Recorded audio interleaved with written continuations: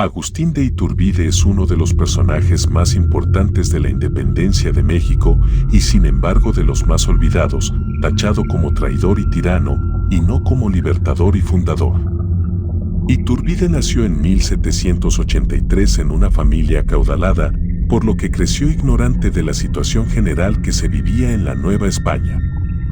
Durante su juventud se dedicó a la administración de la hacienda familiar hasta que definiría su vocación como militar, ingresando al regimiento de Valladolid.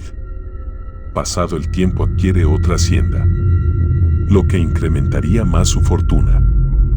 Cuando Hidalgo se rebeló, su ejército insurgente saqueaba y destruía las diferentes propiedades de los hacendados, los cuales en su mayoría eran leales al virrey. Entre estas propiedades estarían las de Iturbide. Esto ocasionaría una aversión hacia el movimiento insurgente, considerándolos bárbaros y una peste, aunque éste compartía cierto pensamiento de autonomía o en el mejor de los casos la independencia de la Nueva España.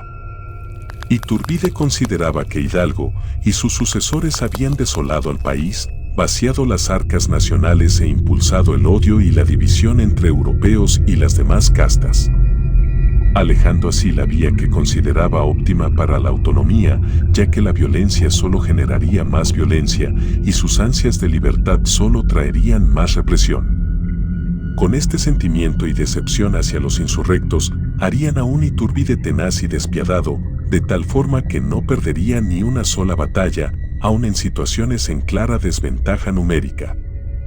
Ya siendo coronel, Iturbide tendría una victoria aplastante sobre Morelos, a las afueras de Valladolid, iniciando así el declive del gran líder insurgente.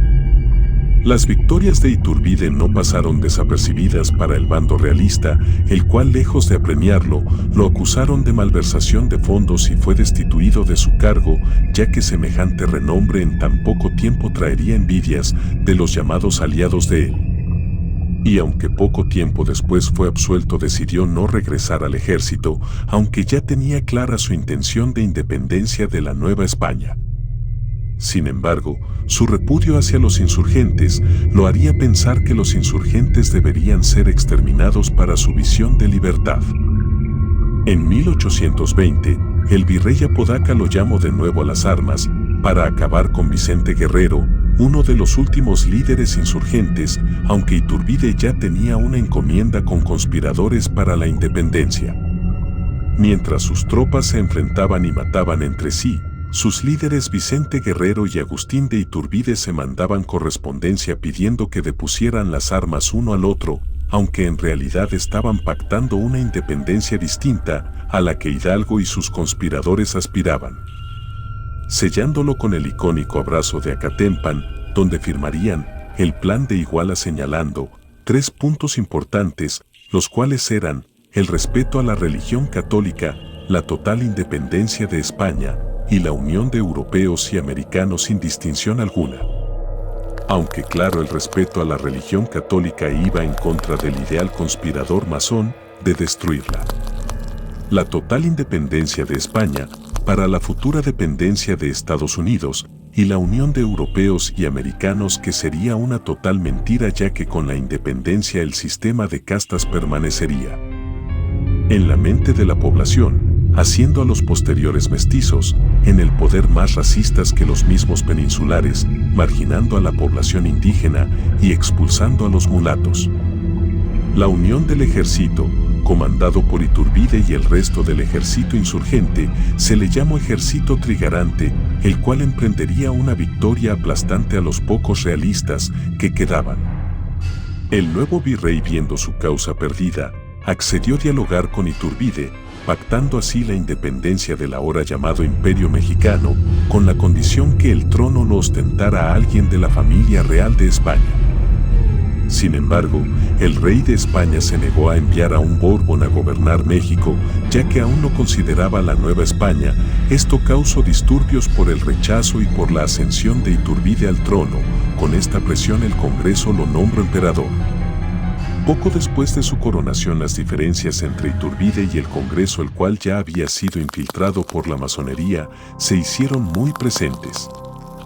Iturbide descubrió una conspiración del Congreso para derrocarlo este decidió detener a clérigos, militares y políticos sospechosos de participar en la conspiración. Sin embargo, esto no aplacaría la inquietud de Iturbide, por lo que ordenaría la disolución del Congreso y creó una Junta Nacional Constituyente afín a él, convirtiéndolo en dictador en toda regla. Esto fue la excusa para que los conspiradores y antiguos aliados se rebelaran contra él, como el hambriento de fama, Antonio López de Santa Anna, que iniciaría una revuelta contra él. Ya que la masonería yorquina quería desestabilizar el país para las futuras invasiones estadounidenses que ya habían sido planteadas en el Destino Manifiesto. Iturbide, cansado de la batalla y queriendo impedir otro conflicto entre los mexicanos, reestableció el Congreso y para no ser una excusa para incitar al conflicto, este decidió abdicar y partir hacia Europa.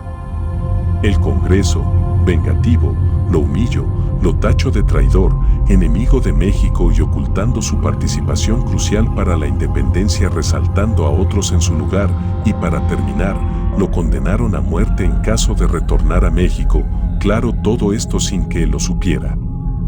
Además, que también mandarían espías para estar al tanto de todos sus movimientos, ya que temían un posible regreso y retoma del trono de este. España planearía una reconquista del territorio y esto llegaría a oídos de Iturbide, el cual partió hacia México ofreciendo su ayuda en caso de invasión, sin saber que iría hacia su muerte. Iturbide encontraría un México diferente al del que partió, dividido y decrépito, controlado por intereses extranjeros.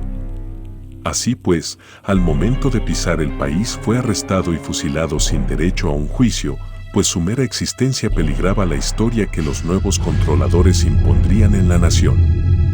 Sus restos fueron llevados a la Catedral Metropolitana donde siguen al día de hoy, separados del resto de los libertadores del país, pues él no sería considerado libertador, sino tirano. Como vemos, Iturbide cometió muchos errores y ciertamente no fue un santo, pero era creyente de la libertad del país y la igualdad entre sus ciudadanos. Sin embargo, aunque fuera el hombre que necesitaba el país, las condiciones que lo rodeaban eran desfavorables.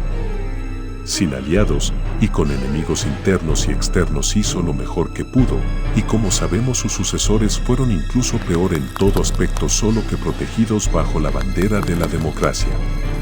Al igual que Porfirio Díaz, Iturbide es considerado tirano por no seguir las normas establecidas y ser duros y firmes en sus decisiones, afectando los intereses de los que mueven los hilos.